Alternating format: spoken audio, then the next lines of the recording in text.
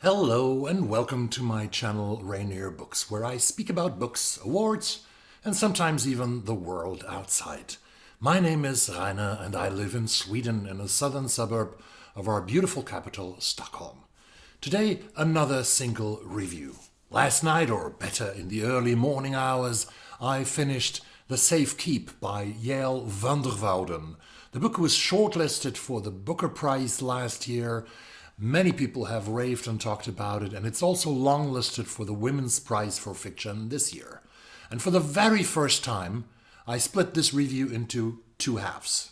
The first for those who have not read the book yet, and the second one for people who have read the book in order to do the novel full justice. I will tell you when to stop if you haven't read the book yet, so don't worry. Yael Wouden, she is an Israeli-Dutch author. First I thought, why is she writing this in English and not in Dutch? But she's an Israeli-Dutch author and she was born in Tel Aviv. She has written The Safekeep in English. She was born in Tel Aviv in 1987 and studied in Utrecht and in Birmingham. She has taught creative writing and she has written essays, but The Safekeep actually is her debut novel in fiction. The manuscript was sent to a bunch of publishers. Many people do that when they write books, right? And contrary to many other manuscripts, though, that do not find a single publisher, maybe just the one publisher, not less than 9 publishers wanted to buy the book and took part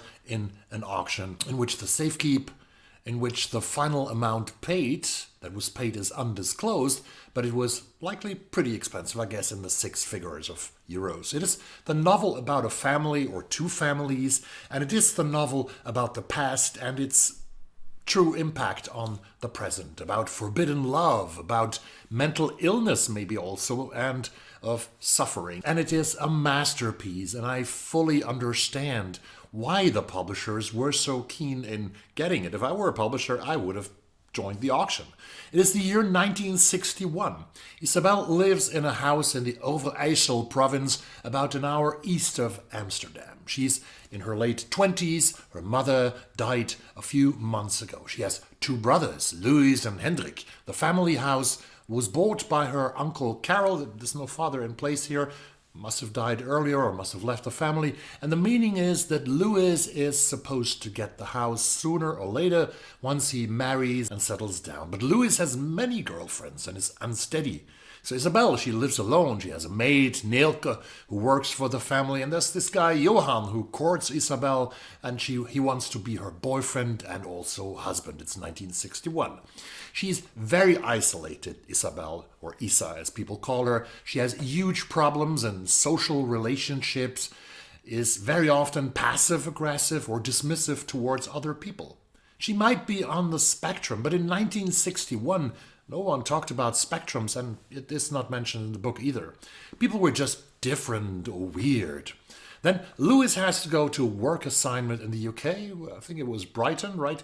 And he asks Isabel if his current girlfriend Eva can stay at Isabel's house, which is basically his house. She is the real love, he believes now, again and again he says that, and Isabel says no. No, but as often, she cannot prevent this from happening. So Eva moves in and Isabel is as cold as she can be as possible towards Eva, who sleeps long and is completely different than Isabel. And then things start happening in the house. Things start disappearing. Spoons and plates and other stuff. And Isabel, who is always from nature suspicious about each and everyone, first suspects Neelke, the maid, and then Eva, who also dares to sleep in the room where Isabel's mom lived and died a few months ago. Things and relationships change between the characters, and I do not want to reveal how and what happens, because this is mind-blowing. Other than this novel is one of the most exciting debuts that I have read in years. It is immersive from the very first page. Yael Wouden possesses the rare talent of creating authentic, believable dialogues. That's an art.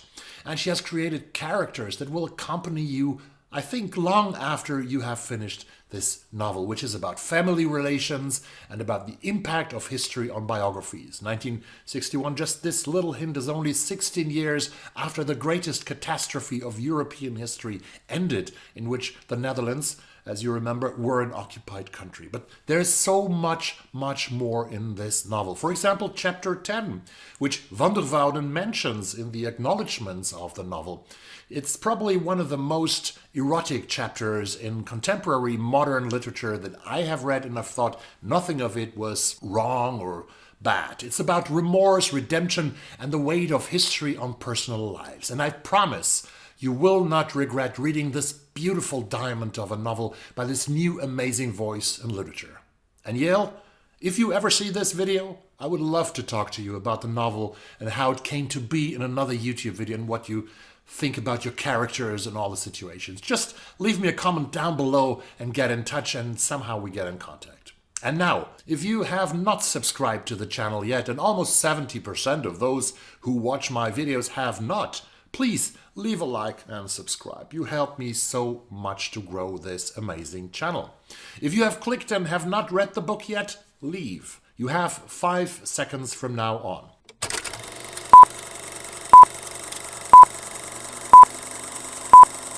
Not talking about the context and the issues the novel raises would not do it justice. I said that in the beginning, but doing so delivers spoilers. So I hope that you all who are still here have read the Safekeep and loved it as much as I do.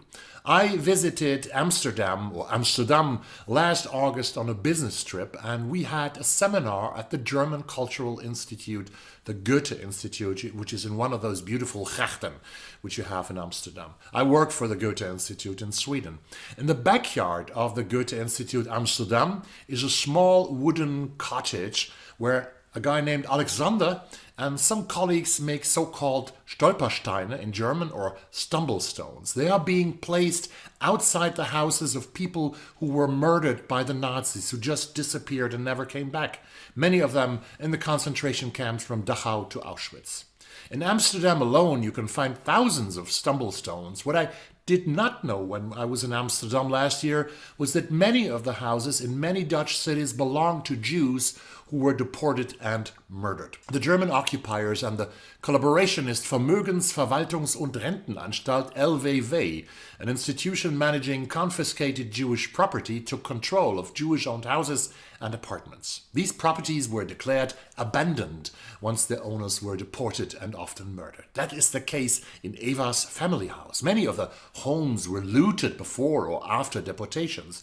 Furniture, valuables, and other belongings were often stolen by neighbors, Dutch Nazi sympathizers, or by official organizations like the Huisraad Lager, the furniture warehouse, which redistributed stolen furniture to non-Jewish Dutch citizens. What I did not know either is that this dark chapter of Dutch history has not been discussed a lot in the Netherlands after World War II. After the war, surviving Jewish families or heirs often faced legal and bureaucratic challenges when trying to reclaim their properties. In many cases, homes had already been sold to new owners, and Jewish survivors sometimes even had to pay back taxes or mortgages on their own stolen properties. One of the most well-known cases of this, or of a seized home, is that of Anne Frank's family, whose house on Merwede Plain was confiscated and they were forced into hiding in the annex on Prinsengracht, which is now the Anne Frank House today, the Anne Frank House Museum. So the Safekeep